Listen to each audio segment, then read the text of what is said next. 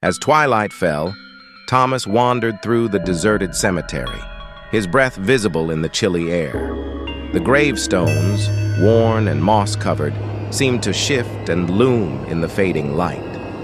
The silence was thick and oppressive, broken only by the occasional rustle of dead leaves underfoot. He had come to visit his late wife's grave, but the cemetery had a haunting, deserted quality tonight that made his solitude feel unbearable. Each step echoed with unsettling finality, and shadows danced menacingly between the ancient, gnarled trees.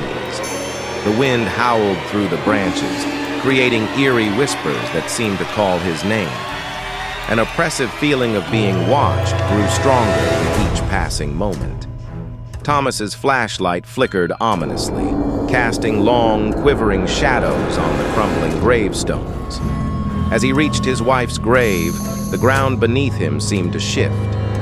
Panic surged as he noticed the inscriptions on nearby stones appearing to change and distort.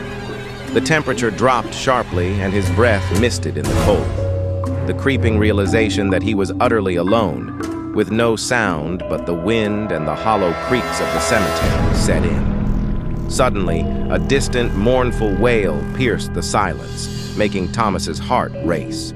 He spun around but saw nothing, only the skeletal remains of trees and the oppressive darkness. His rational mind struggled to calm his mounting fear, but the spectral atmosphere of the deserted cemetery left him feeling more isolated and vulnerable than ever before.